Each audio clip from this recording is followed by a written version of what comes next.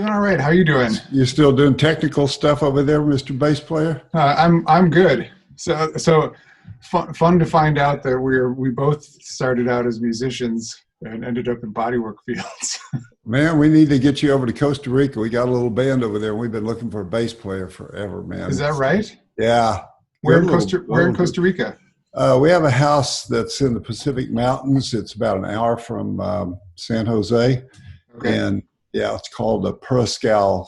And my neighbors are a couple from Washington, D.C., and she's a singer and he's a guitar player. And they just retired over there. She's 50 and he's 62, I think. Okay. So we got gigs. We got all kinds of places. We play at the beach all the time. It's a blast. But let's bass player, man. Let's plan on it at some point. I have my former business partners when I had a space in Brooklyn that I worked out of with.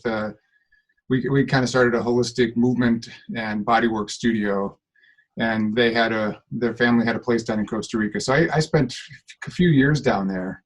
Good. Back and forth. I loved it. More in the north. Yeah, you flew into the Liberia airport. Liberia, yeah. Yeah, that's the cool. I've been to Liberia airport, but I've never been to that side of Costa Rica. But that's the tourist area. That's the most beautiful probably area of Costa Rica. Well, it wasn't very developed when I first started going down there, like 2005, 2006, and then you saw the real estate signs just going up everywhere. Yeah, we bought our property in right at the recession. We bought it in 2007 and built in 2009. Okay. And so it was right during everybody's out of work, and all the hotels couldn't get money for loans or anything. So we built our house for like a third of the price it would have cost. Oh, is that right? And when we finished literally the week after we finished the Cologne it was the highest in history against the dollar. The dollar was the highest in history against Cologne. So the week after we stopped building it all went back up. So it was like a God thing, man. Cool. So how busy are you working these days? Are you still treating people? How much are you teaching? Yeah, man, I've got COVID and everything. No, I'll always have clients. I think that's really for me. I feel kind of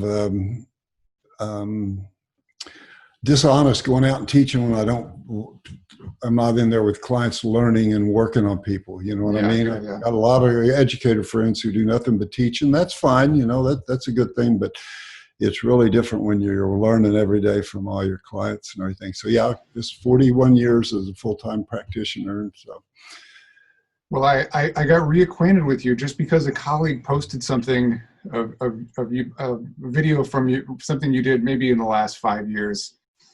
It reminded me of, I had a bodyworker friend when I was in Brooklyn who sat me down one day in his apartment. We were, working on each other. And I think it was that video where you're working in front of the fireplace.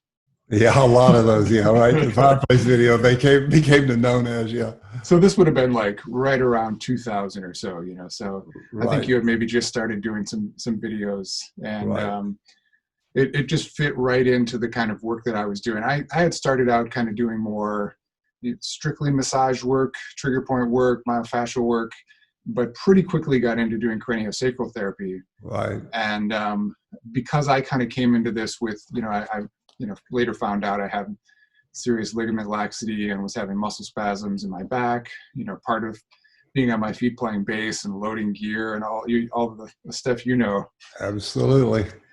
So that was kind of my in, but it was it was a very frustrating period. And I was an English major, BA in English. I was planning on being an English teacher, but the music sort of took my attention for about 5 years after college. And then I ended up just enrolling in massage school just to learn stuff, because I wasn't having any success with chiropractic or muscle relaxants or whatever. They just looked at me and said, "Oh, you're a young guy, you'll be fine." Yeah, that's the best way to get into it, when somebody touches you and changes your life. Yeah, that's the way it used to be. It's not quite the same anymore with the Votech schools and everything. They go, "What would you rather be, a auto mechanic or right, or a massage therapist?"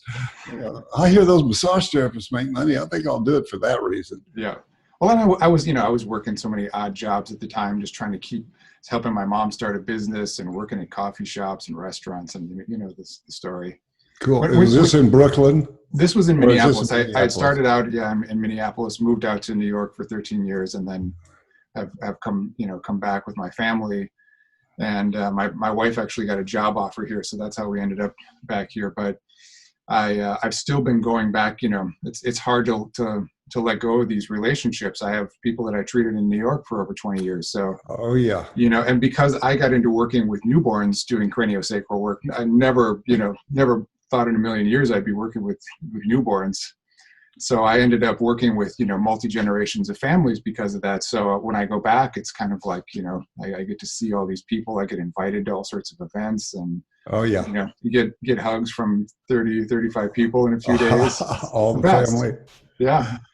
Yeah. Well, Upledger and Ida Rolf both were crazy about working on infants, and babies, newly born babies, particularly, malleable skulls. They love that, and actually the old GPs of our day, that's what they did. They'd pull a pointed head baby out and sit there and just hold it and do their own thing. The general practitioners, before any of this shit was even, before even AT Still or anybody's talking about it, or Sutherland or anybody. Yeah, and didn't you go to do some studying at Michigan State? Yeah, I went 9 years there. They had postgraduate workshops, and in '92 I got accepted to go there, even though I was supposed to have been a physical therapist or osteopath. Yeah, I was in physical therapy school, and that's how I got in. But I soon dropped out, and they just kept letting me come. Yeah, I got to work with. Matter of fact, John Upledger came up there and taught a weekend. Because he left, I think, in about '86 or '7, and moved down to Florida. But he came up and taught with Philip Greenman, who was head of the department. Right. They had like 18 postgraduate workshops and all sorts of stuff, movement and cranial and high velocity thrust and muscle energy and all those stuff. And I just kept taking them over and over and over because I didn't know any of that stuff. The joint neurology, I had no idea. It was all new to me. I came from the same thing kind of background as you did. So, it was all like new and fucking fantastically exciting. Yeah. I could hardly wait to get there, and it was expensive. So they had these 3 or 4 day, sometimes a 5-day workshop in East Lansing, and then in the summer, in the winter, the only way they could keep Philip Green in his chair is to move. He liked to play golf, and he had a house in Tucson, so we had all of our MSU workshops out in Tucson. Yeah, we come in at 6 and work till about 11, and they go play golf, and we come back at like 4. It's great. So take me back to the beginning. You played with the Flying Burrito Brothers, is that right? Yeah, they were. That's not my first group, but yeah, that's actually my second group, I think. Second group. What was the first group? I took. It was a band called. We were just a college band out of University of Oklahoma called the Disciples, but we got really popular because we knew how to play college music, and so we actually got a record contract with Motown, with the first white guys at Motown coming out from Oklahoma, real preppy. We're still wearing our sport coats, and then we got out there and we first group we ever ran into was Buffalo Springfield. And they had all the fringe on, Neil Young had all those fringe, and we were like, we looked so, nobody would even look at us. No girl would even look at us. We looked so fucked up, Were you? Is this like late '60s then? I moved out there in '67, yeah. Okay. And we put out 3 albums with that band. It's called Southwind. Okay. And we had 3 decent albums, 1 on the Black label and then 2 with Warner Brothers. And so it was good. I thought I'd only be out there a couple of years because I was going to grad school out there anyway, but I ended up there for 17 years playing music and touring the world. Yeah, I did the Burrito Brothers. I took the original drummer's place in the Burrito Brothers. We did 2 European tours and had a Live in Amsterdam double album released, and it was a blast. It was great. And for anybody who doesn't know, the Flying Burrito Brothers, that came from somebody from the Byrds, right? Yeah, I'm not really sure. And then I think a couple of people, and then ended up, someone, wasn't a guitarist or somebody from Burrito Brothers started the Eagles? Yeah, Bernie Ledden. Uh-huh. Bernie Ledden, yeah. Bernie Ledden, yeah, great guy.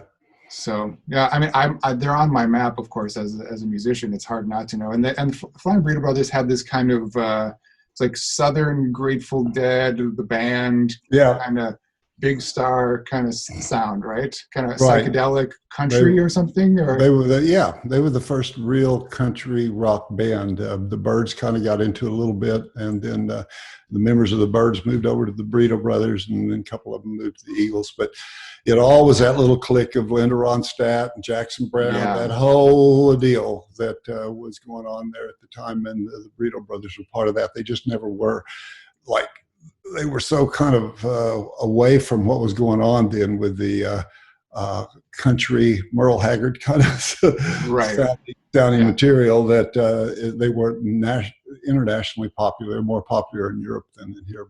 But it was a blast. And so you were studying, was your field of study psychology right at the time? Yeah. Started out in psychology, and I found out I wasn't very good at that. Yeah. Needed to get out of that quick. It gave me it's a long story. I won't get into that. But no, I was not good at sitting and listening to people whine and try to figure out why they were.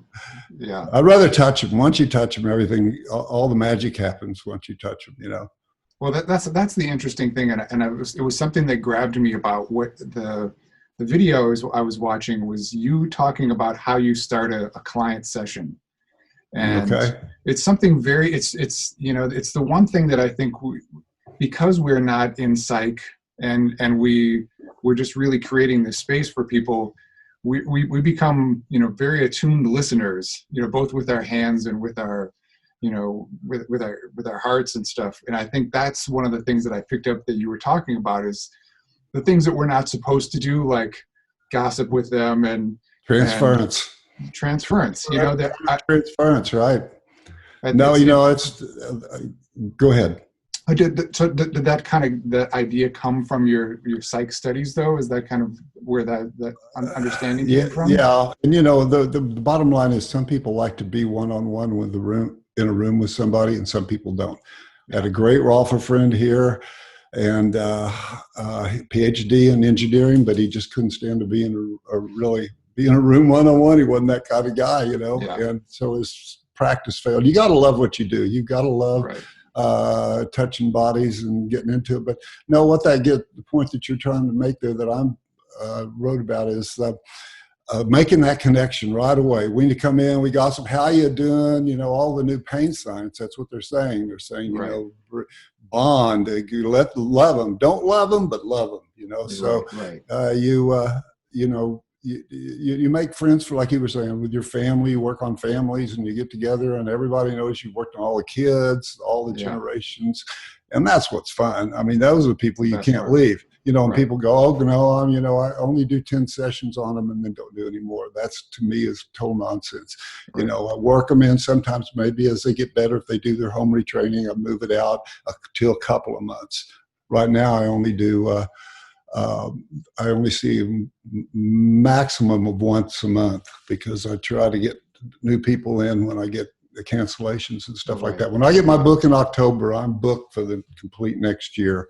So I'm doing right now I'm down to about from 36 people to probably 16 or 18.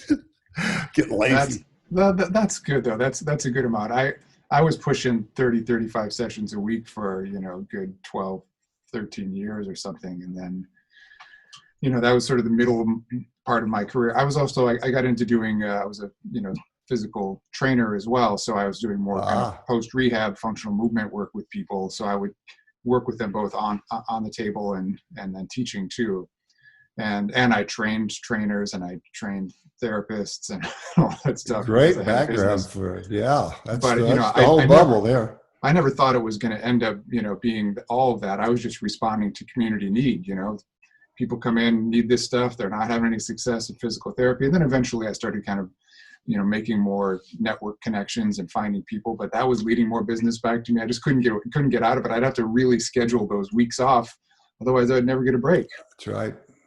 So now I'm a little bit.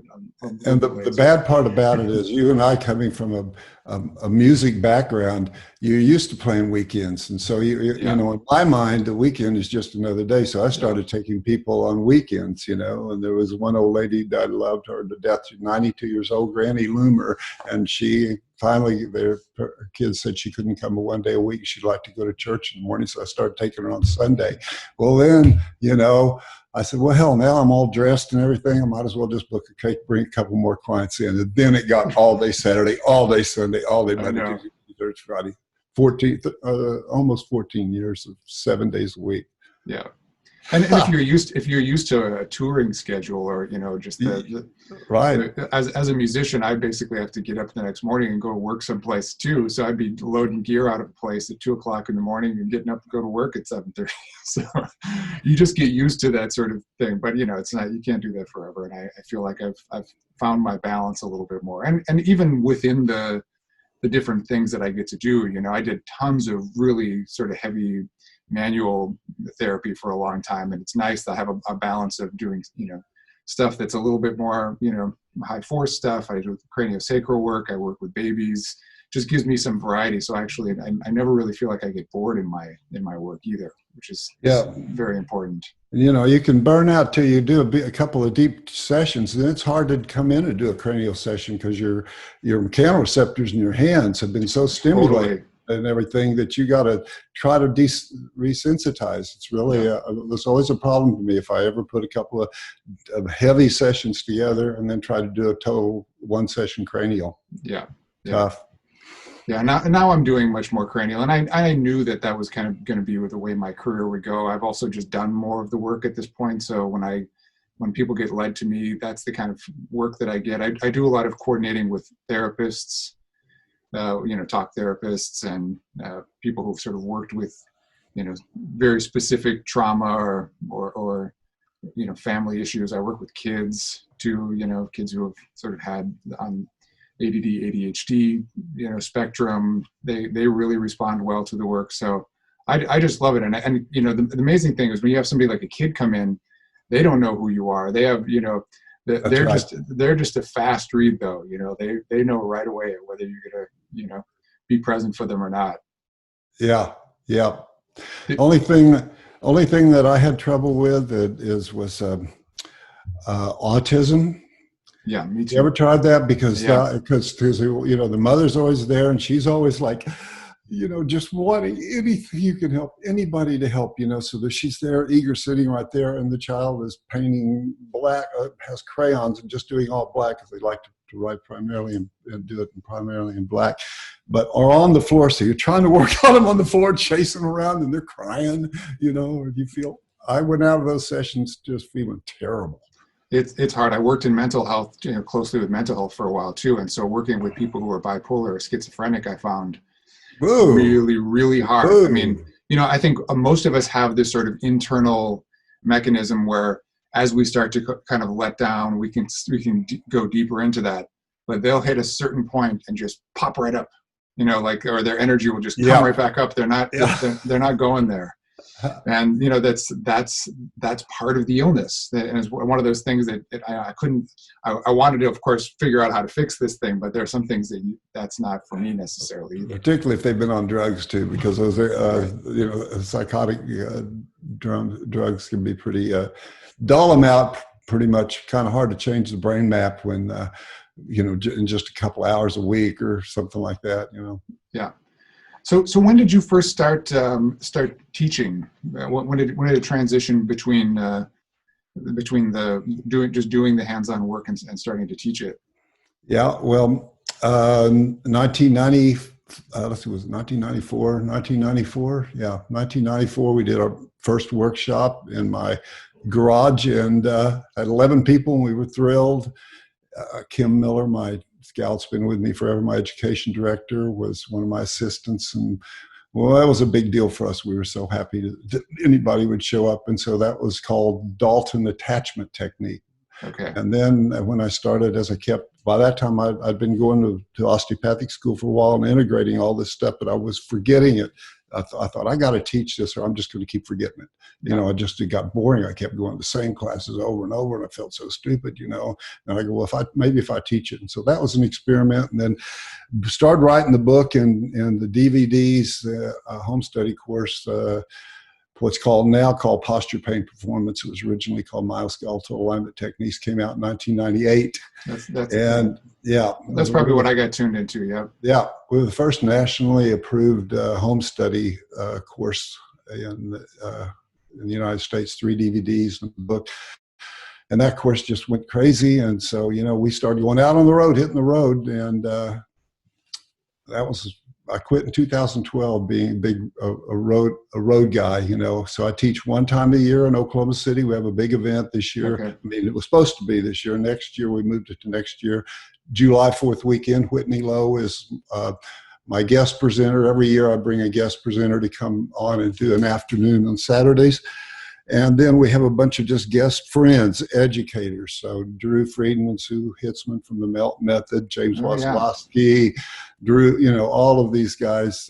We just invite them in. Huh? I know Sue from New York. Oh, really? Oh, my gosh. Oh, she's a character, huh? Yeah. She's fun to be around. Yeah. Anyway, we teach in Costa Rica. This will be our 21st year, 21st anniversary of teaching what we call our pain management in paradise in the mountains overlooking San Jose. So they pick you up at the airport, take you to this resort. Everything's taken care of. 13 acres. You're like confined together, and you really learn a lot. So that's a 7-day retreat, and we do that at Thanksgiving. And so that's for anybody just looking to sort of try to get well, learn some stuff for themselves. It's all about, you get to do all that stuff because they have excursions, they have free yoga every night, and then they have drum stuff at night. I mean, they really put on a deal, and the best food in the world at this place. Unbelievably great. And so, no, we teach, it's pretty intense. I teach 32 hours. And a lot of the education goes on when I'm not teaching, because we have the room open all the time. It's this gorgeous room with all glass looking off into the valley of San Jose. And people are there working. When I'm not teaching, I just say, go in there and work on each other, practice these techniques. Yeah. So sometimes I'll just go in and lay on a table and watch them and steal stuff. Yeah. Right? You steal stuff. Totally steal stuff. And so that's just body workers coming down to learn primarily. And they're probably looking. I mean, the thing about people in health services, I feel like, is they also need these retreats to restore themselves. I mean, just putting out all the time, I find way too many therapists are not getting enough care for themselves. So absolutely. Well, that resort happens to be the fabulous place for people to go. They have a 1 week thing set up so for people who just want to come over and get well. Do a lot of yoga, do a lot of hiking, going into the forests and volcanoes and all that stuff, and just kicking back. A lot of meditating and So anyway, that's a good deal for that for, I think, like $1,200 a week or something. Food, good. Good that's deal. Really good. I might have to come down sometime. I've never been there myself, tell you the truth. I've never been to that week that I'm talking about. I'm only there when we teach. Okay. And so I actually know very little about Costa Rica. People go, "Oh God, you've had a house in Costa Rica forever. I guess you speak Spanish." No. Well, do you know where this is? No, I don't know where anything Costa Rica is, where my house is. I know where my house is, and I know where the resort is. That's all I know. Well, it's a pretty easy trip down there. Oh yeah, you stay in the same time zone, right? Yeah. So if people are kind of, I mean, this is one of the things I've been thinking about a little bit as far as where you and I intersect, and just I haven't been in the field as long as you. I'm getting close to 25 years, but I do a little bit of lecturing right now, and just the way that I see body work being done. I wanted to talk to you a little bit about what you see as what's changing for the better, and what you think is being lost, sort of as the art of the sort of hands-on approach and transference and all the things that you tend to talk about. That is a fantastic question. One to me right now is like on my mind all the time. It has been for the last few years. Like referencing what we said a while ago about how you get into the field. Do you get into it because somebody touched you and changed your life? Right. Like I did, Yep. Had a shoulder problem from playing drums, hitting that 2 and 4 in the studio. I couldn't get rid of this rib thing. I was teaching nutrition at the Health Institute of San Diego, and this woman in the thing was saying, "You need to go get Rolf by this guy in Del Mar." And I went over there, and 3 sessions later, this thing that I had worked on in LA by everybody was gone. And so at that point, I said, well, I want to do this. Use your hands to, it's much better. I know. Yeah. The whole the magic happens. So, yeah. So back to that is, it's just touch therapy and communicating with your clients and just being a good listener. I think in my sessions, that's what makes things really work for me. Yeah, it's interesting because I was having a conversation with a doctor friend of mine this past weekend, and he was saying to me, sometimes he works in a rural hospital in Northern California, and he was saying, the area that really has suffered economically, a lot of opioid issues. He manages the outpatient opioid program there and stuff, and he was just saying that he recognizes that sometimes he's not doing all that much, and they feel so much better, and they talk about him, like he's this amazing doctor. And mostly what he's providing is listening. That's right. Exactly. And that's the one thing I feel like as I'm teaching, or as I'm lecturing and getting feedback from students, and I really like doing that. I don't think I want to ever teach a full, year after year kind of course. I don't think that's my thing, but I really love, listening to the students and sort of getting where they're at and what they're getting from the education. And the one thing I feel like is happening is we're trying to bring massage into a medical model. I think this is what has changed since the beginning of our careers, for sure. Right. And we were probably, to some extent responsible for this because we needed to have the information. I think there's something about being a musician where you have this kind of engineering mind. You kind of want to figure out how everything works together. And there's also another part of it that's almost the mystery, the spiritual part of it that you can't completely define, that is always going to be part of our work.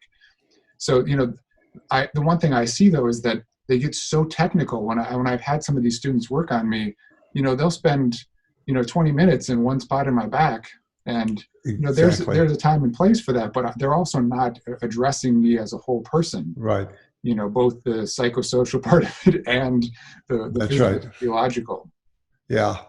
Yeah. And plus that, I just don't think people, and I'm not trying to put anybody down or anything, but when I was going through the Rolf Institute, one of the great things about the Rolf Institute and Ida Rolf is that you really learned how to use your body. You learned how to use your hands, everything. They were just really, really strict about all that stuff. And it was the best. There was no better place, a lot better than the osteopaths. So, osteopaths do their little, 10, 15-minute adjustments, whatever, which I love. But when you got an hour with somebody with your hands on them, all the time, like we have, that's just a big, huge advantage. But I see a lot of people today coming out of schools, like you say, technical, and there's a lot of stuff going on right now that's all about theory and, sometimes gets into a little bit too much about pain science sometimes, which I absolutely love. And the big argument between the fascia people and the pain science people, which is absolutely ludicrous, that there's so much crossover. I don't know how you can separate. There's so much crossover. Yeah, it's silly, but people get silly when they get adamant about something. They get really excited about, oh my God, are these Melzak's come out with a neural matrix theory, and oh my God, it changes everything. It's all about the which I like anyway, because my background psychology, and so I love that anyway. But I think that's so important. The minute somebody walks in your office, they're looking for cues, and on every level, they're picking up everything. And that's their first introduction to how well I'm going to do in therapy. Yeah. You know, that says, okay, this is how well. Or they see the person coming out that you've just treated, and they're like, oh, hey, okay, hang out. We'll see you later. You know, enjoyed it. Thanks a lot. That was really great. They're going, I feel better already. He hadn't touched me, but I feel better already. It's true. I mean, I when I used to teach, you know, kind of work on the presentation part with therapists. You know, therapists who I've already interviewed, they have good hands, they have good techniques. they can, you know, they can do good work, but it's the meeting of them at, you know, at the front door. And I would always say, you know, your session starts before they walk in the door, you know, whether it's through the email or even just thinking about, you know, you've gotten a little bit of information about them. They're going to feel that as soon as they walk in the door that you're prepped for this and you're ready to help them. That's a good point, because, you know, we did so much by telephone, and now we do so much by text and email. But back in the telephone days, you know, you could do kind of an initial history on somebody on the telephone. And you could also tell some people who probably should be referred to someone that fits their whatever problem. I still do that actually sometimes. What? Yeah, I'll have a phone quick, you know, 10-minute. I'll set up a 10-minute phone call. Oh, I know, they're great. Just to make sure. It helps, you know, set up the session if I'm going to work with them. Or sometimes they're looking for, you know, someone to fix all their problems. Of course, yeah, they're going forever. I might not be the right person, you know. Right. Oh, there's something I was going to say about that. Well. No, yeah, we'll come back. Well, so, whatever. but one of the things I took from a video a long time ago that I stole was you said bodies like jostling.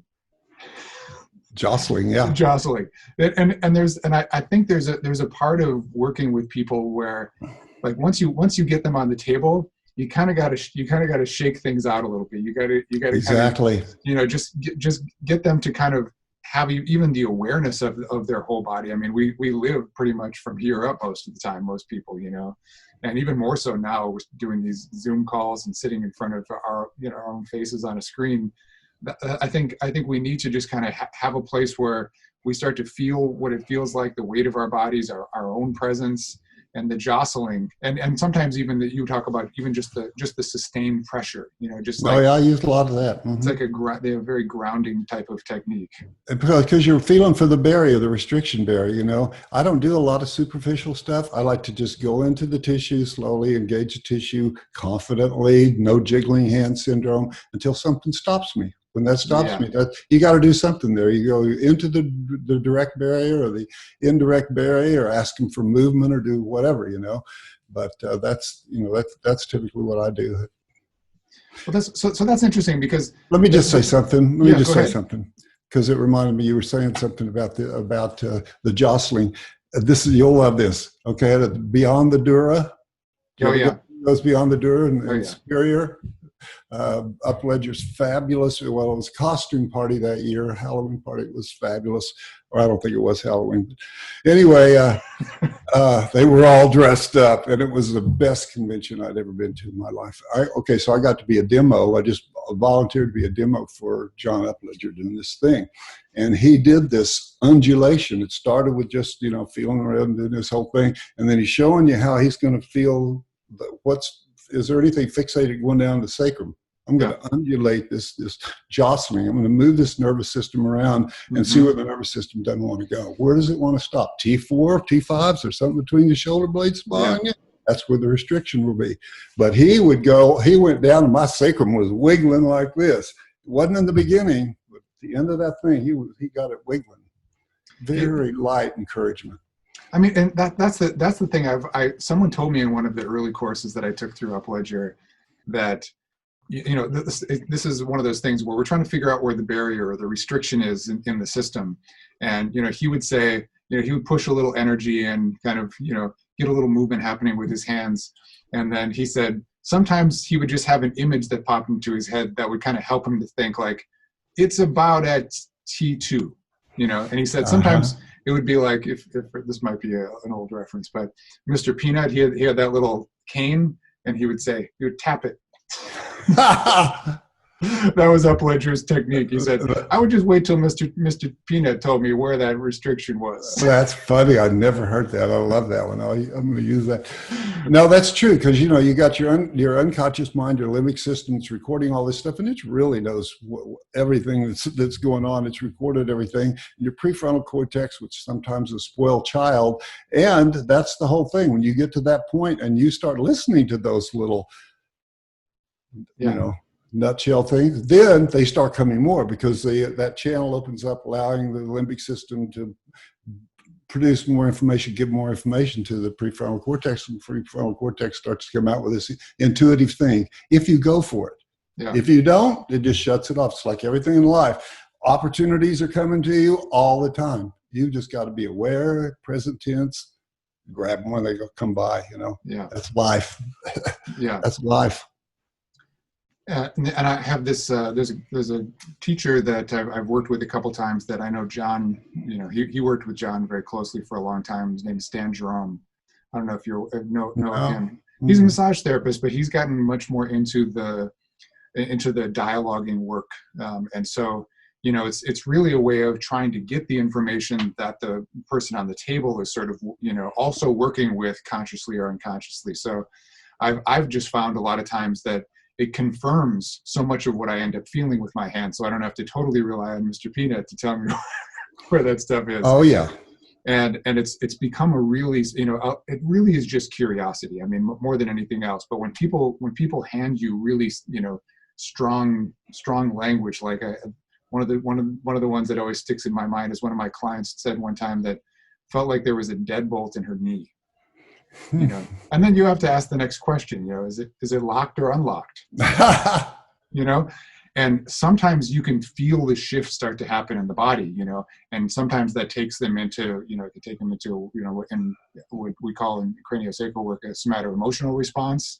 Sometimes they might have a laughing fit because that question really, you know, let go of something, or they can go any direction with it. They can happen both at the same time. It's an age-old question, you know, is memory in all the tissue, and does the whole body, in a case of an accident or something like that, can you store that emotional memory in there? I had an experience like that. They talked about it, of course, in Rolf Institute, because they were all closely tied with all of the people that were involved in that. But I never had the experience until one gal came in with had a chronically sprained ankle. I didn't know that I was working on her ankle. She just went into this kind of nutcase thing on the table, and it turned out, you know, I got a blanket, covered her up and everything. It turned out that she had been just recently divorced, and her husband was an alcoholic. He was chasing her out the backyard. She's coming over a chain link fence and gets her ankle caused. So all this emotion from this guy, her husband chasing her out there drunk, her breaking her ankle, and me working on her ankle. Yeah, she came undone. And she didn't know where she was when she came out of it. She goes, what happened? Yeah. What happened? I don't have it. She had no recall of what happened. Yeah. Isn't that weird? Yeah. I mean, well, and that's the thing is we know this from working on people that the body is storing all sorts of information. I mean, because our whole system is innervated, it's not all in our brain. We love to think that, you know, our brains are the all-powerful, almighty. Right. But I think that it's all one kind of continuous brain a little bit at this point. Absolutely. You know, they know that the enteric nervous system, the gut, how much more important it was. You know, that it has, you know, it has messages going directly to the brain, so it can direct the brain. They thought it was a one-way street going from the brain to the gut, but that's not true. You know, it goes both ways now. So that's just one example of how the tissue, but we can feel it. We feel it in the tissue at a local level, and some of it's just spinal cord, peripheral nerve stuff, which is good, happens at a local level. But you got to consider the spinal cord a part of the brain, because it really is just part of the brain. Yeah. Right. Yeah. Has that changed your teaching over the years? The more you kind of your practice, how do you explain this to students? Because you get very technical in some respects, because you want to set up the structural part of it, but what is your approach, and what's changing now? Changing now. Okay. Well, I was always interested in the joint neurology, like I said, because I fractured my neck in a judo fall in '89. That was just horrible. Had no use of this hand for a while. Yeah. And so that got me real interested in trying to figure out why this soft tissue work I was doing wasn't getting the spasm out. It just kept coming back. And I started dealing with messing with the joints and stuff like that. But anyway, long story short, that is, that got me into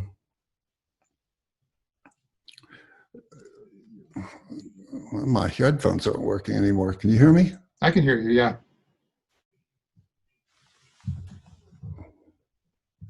Hello? Can you hear me? I can see you. I can hear you. You can hear me? Yep, I can hear you. Okay, I can hear you too now. All right. Well, we'll take That was what we weird. get, I guess. Oh, it's just in one ear that's not working. Okay. Okay, sorry about that. Maybe you unearthed something with the old jiu-jitsu story. Yeah. Oh, yeah. Yeah. So that was a bad experience, but joint neurology, I think, is really key. Trying to understand how the nervous system deals with all the tissues of the body, down to the joint level. Which now the pain science people are kind of trying to push that away. But I like the tissue stuff too. Right. And I know, me too. And also, I mean, I'm kind of a fascia guy. It's hard, it's like when you start studying osteopathic work, it's hard not to kind of be at that level and at the autonomic nervous system level. I feel like absolutely that's the most powerful, piece of it for me. Yeah. Yeah. Whole body. That's everything. Yeah. And I think people don't really understand that, that whole fascial system is innervated, and it's basically, it is our continuity throughout the whole body. And, right. and it's hard to even think of, for me, at least at this point in my career, it's hard for me to, someone comes in saying that their left hip's been bothering them for a long time. I'm not necessarily looking to the left hip. Right. Yep. Look where it ain't, as Rolf used to say. Yeah. Robert Schleip has a good interview in Massage and Bodywork magazine with Till Luca, this brand new edition, and he talks about that, how the thoracolumbar fascia, you can't dissect even fresh thoracolumbar fascia without finding contractions that are squashing a lot of those little nerve endings. So yeah. There's a lot of stuff that goes on in areas like that we've been blaming it on the tissue itself, but actually it's usually the nerves that are innervating it or something like that. Right. And that gets back to the nervous system level, where I feel like, I can get somebody on a table using 5 grams of, force, traction a lot of times with craniosacral work, and just watch their pelvis sort of settle back to its midline, after being in rotation, or one hip bone being elevated. And I always thought, like, if it's that easy, and it's not for everybody, right? But I think that and there are times for pressure. I mean, I a lot of times I'll start with the craniosacral work with people and sort of gradually work into the tissue more when I feel like I kind of know exactly where I want to work. Like, like we were talking about earlier, sometimes that barrier never changes, and that's going to be our project. But it's what do you use? In craniosacral work, we use this technique. It's like a fascial reed called arcing. What do you? Is it for you? So arcing, just so you know, if you haven't heard of this term before, is you can sort of be in any place in the body. A lot of times you're sort of doing a little traction. So if I'm holding on to like the bottoms of the feet, I'm getting a feel for where's that midline getting pulled. This is very subtle work, obviously, but where's that midline getting pulled? If I get drawn up to an area, then I'll move my hands up a little bit more and say, okay, I can feel there's a lot of pressure on the outside of this left knee, and then that might take me up a little further, and then that might tell me that, oh, there's also some stuff going on in this right lumbar area, and then you can kind of follow these trains of, it's probably just trains of fascia, but that's where I start a lot of times, because that gives me a fair amount of information. And then I'll start kind of, working in. Do you have is the jostling, or just putting your hands on? Do you have a reading technique? I like not only body reading, but I like gait analysis. I like to watch them move, sit, stand. That's where I really get a lot of information from. What I'm going to do. Try to get them engaged in a conversation and watch them what they do naturally and what things they are. And I give my clients three or four home retraining exercises every time. Specific to their problem. And back to the fascia thing. I work through different trains of fascia, but I really like that idea of coming to the ankles or pulling on the feet, just gently pulling on the feet and finding where the pattern's going. And then I'll go up to the occiput and do the same thing. Kind of check everything out from up there. Right. Yep.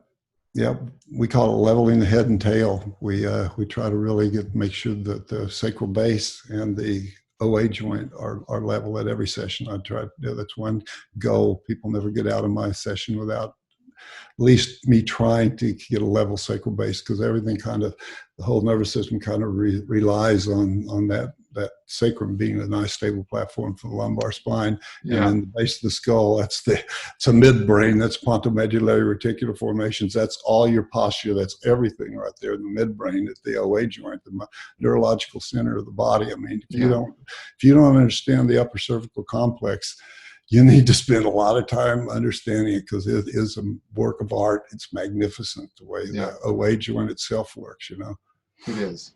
Yeah. And I get, because I've worked between, it sounds like you've been, being in jiu-jitsu, you're probably doing a lot of this stuff too. I mean, you start to embody the way that movement should feel. You kind of get a sense of it. So that was, and that was just me trying to solve my own problems mostly. but with when I'm trying to figure out how to stabilize a system or how to balance a system, I can get sometimes a little too carried away with just focusing on the nervous system. But part of it is just because I'm a nervous system junkie. I'm always thinking about, the way all these different things are going to influence one another. But there are points where you have to kind of get down into that lower extremity, think about the, sort of the grounding part of it, the feet and the legs. And I find a lot of, really a lot of the back problems kind of come from the lower part of the system. Or that lower extremity, or some of the crossover, the hip flexor muscles, right motor dominance. I see that in a lot. Right motor dominance. Psoas gets tighter. You get that anteriorly inferiorly looking pelvis, but really it's a pelvis rotating around vertical axis. It looks like it's going like that, but that right motor dominant pattern, I see that all the time. Right anteriorly inferiorly looking thing. I'm the opposite, and the statistics are that if you're the opposite, you have greater. You're a drummer. It's low back pain. Yeah, I'm backwards in everything. I'm a drummer. What do they call a drummer without a girlfriend? What's that? Homeless. That's great. Yeah, I know.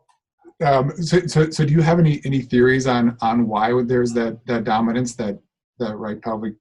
Oh yeah, a lot of theories. The left brain, how it was all about the left brain stuff, and now they're talking about the PMRF, pontomedullary reticular formation, particularly the pons, and how it when it's healthy. With good movement, it resists this upper cross posture. It resists slumping when it's healthy in the midbrain. That's the OA joint. And then the vestibular system, cerebellum and all that stuff, promotes extension. So you've got this thing going on. So a lot of that stuff that I learned got to study Vladimir Yanda, the upper lower cross syndrome guy, just for a couple of weekends at Michigan State. And his upper cross syndrome stuff, they did that electromyographically to see what muscles were tight and which were inhibited in that kind of slump forward posture, swayed low back. And he came up with a formula, and it turns out that it's not exactly right, hadn't proven to be exactly right, because he left out the most important thing, and that's that the brain is memorizing, the midbrain is memorizing that pattern. And it says, if you're going to be in that pattern, I'm going to secure you in that pattern. I will make you as strong as you can. If you got to sit on your ass all day as a desk-occupied junkie, then I'm going to make you as strong as you can in that position of sitting. But it learns that pattern, and then you're screwed, Yeah. Yeah. The SAT principle, specific adaptations to demands, right? Yeah. And I was wondering if it had something to do with with physical cultural norms, but in some ways, I think, I mean, and I'm sure there are certain things, like if you're in a car culture, you're driving all the time. Right. You know, I mean, I've noticed some differences working in, between different cities, like people in Minneapolis tend to have different social habits, different physical habits. People in New York tend to have, different things. So I'm sure you can go to any culture and find different things too, but I think I like that idea that there is a part of this that's very sort of right brain, left brain, and maybe that's part of the reason why you have the opposite pattern. I have a strange pattern too. I mean, I have some physical abnormalities. I have a very flat foot on one side, which is odd, and it's been that way since birth. And it's, in some ways it was everyone's focus for such a long time. Whenever I was getting care, everyone had to come over and look at this odd foot. Oh, that's a bummer.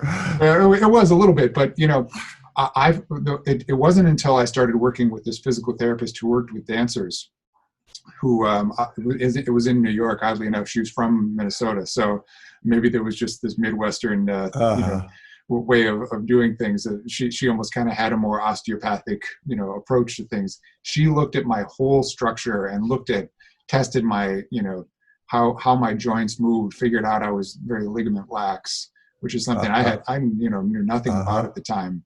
That finally she started looking at this whole pattern throughout my whole system and kind of helped me to figure out I was training my body wrong when I was exercising. I was probably had some bad postural habits. When I was playing music, I was doing something. She was like she had to do a lot of physical movement, gait analysis. She'd make me move around a lot and just study me until she had me kind of, figured out. And, most of what she taught me, this is probably almost 20 years ago at this point, was pretty spot on. And it took someone to really look at me, from all my dimensions to figure all that stuff out. That's a hard one too. Ligamentous laxity is really not necessarily a bad thing, because at the age of like 55, or is it 65, somewhere around there, 55, I think, ligaments start to thicken. They thicken with age, so you become more firm. Yeah. And so you'll be all right. I'll be right. But the problem is people train around it. So they try to train around the ligament laxity, and you see, like Shoes probably said, a lot of muscle imbalances because the muscles are trying to compensate, and some are turning on and they should be turning off. And it's just this battle. Oh, how do we figure this thing out? It's working right on that foot, but it's not working right on this foot. That was it too. And even, I could get very strong in my extremities, and I had no ability to stabilize my trunk. That was the kind of thing that they were finding out about me.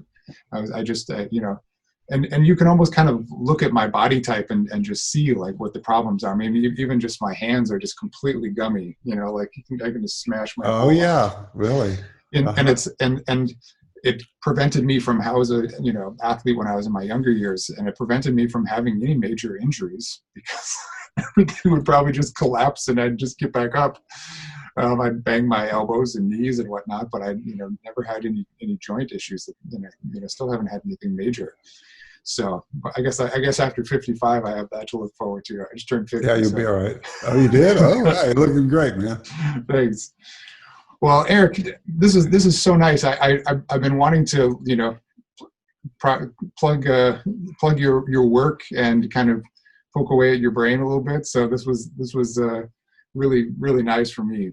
Yeah, it was fun for me too. You're great because, we talk, speak the same language, had a lot of the same backgrounds. That's always fun. A lot of times in podcasts, you have people that, haven't been down the same path. I know. Let me just ask you one question before you Sure. end up. How did you get into the podcasting thing? I was doing a little work with this doctor friend of mine I was just mentioning in health tech. He was kind of working on some different things, and I was starting to explore ways to coordinate care a little bit because I was working between such strange mix of things. I was doing orthopedic work, and I was working in pediatrics, and I was working with mental health people and stuff, and And after I moved back to Minneapolis about 7.5 years ago, after being away for a long time, and so I really had to start my practice up over again. I was only here for about 1.5 years in my practice before I moved to New York. So I had these two different places that I was trying to, coordinate a lot of different care. If I was in New York only, once every 6 weeks or so, I had to find somebody in between a lot of times if I got somebody new. So I started thinking about ways to do that, and because I was spending a lot of time emailing and coordinating all this stuff. Didn't end up getting into the health tech stuff because I found out how expensive it was. Yeah. But I realized that I could actually use these podcast episodes as referral tools. So I just decided to start, and this all kind of came from just having a lot of conversations with people, trying to figure out, ways to get the right referral to a person and make sure that you got them to somebody as quickly as possible, and for, both parties to kind of, have a good match. It's such a great learning experience. I mean, I've never done podcasts myself. I've conducted one, I think. But you get all these interesting people on, learn all this stuff, but you do a little homework yourself, so you find out some stuff in your research. I'm learning a ton, and it's also, part of it is always, a little bit about me, obviously. Like I'm trying to figure out, my next phase of life, trying to learn a little bit more how to tune things up a little bit more. But I also just felt like I've been very fortunate in my career that people are able to spend money out of pocket and come see me on a regular basis, and I don't have to deal with insurance and all that stuff. So I felt like it was also a way for me to give back a little bit. I feel like there's a lot of resource here. I think probably half my listeners are in health professions. Half of them are just kind of trying to, learn a little bit more for themselves. And I felt like it was just the timing was right. Being a musician, I knew audio. That oh, helped. That's right. Oh, yeah. So just a few little things. I make the music for the podcast too, just to keep it a little more fun. Now, is the background behind you is that actually a screen? It's actually a real wall. Okay, so it's a real wall. Is it one of those sound things you sound guys have to have? It doesn't have to. I just wanted to have something to look decent. If you saw the rest of the room, you'd realize I'm sitting in a tiny closet. It looks great. It actually looks really good. I just thought maybe you got a little anal on your sound stuff and put the insulated walls. It helps. I like to try to do what I can for the environments and the sound. I was taking these podcasts in New York too. So I had a couple little sound panels that I traveled around with. But no, for the most part, it's actually just about good mics. Yeah. And the rest of it, I just kind of I feel like the conversation's the important part. Trying to get as much out of a person, really kind of get into their background. I also think people like you don't get quite enough recognition for all the hard work that you've been doing over the years. I mean, I think you've gotten some for sure. I know my wife doesn't give me any recognition. That's one thing I do know. Yeah. But even just doing the podcast, I know how much work it takes to sort of put these things together, and the fact that I was able to be influenced by you felt like, for me to be able to reach out and have a conversation at this point in my career felt like kind of a special thing to do. Yeah, it's an honor for me too. I appreciate you asking me, man. Oh, thanks. And if there's some excuse for us to get together and do a retreat or do some talking, let's do it at some point. Absolutely. Really like to do that. All right. Sounds good. Okay, buddy. Have a great weekend. Okay. Thanks for asking me. Absolutely.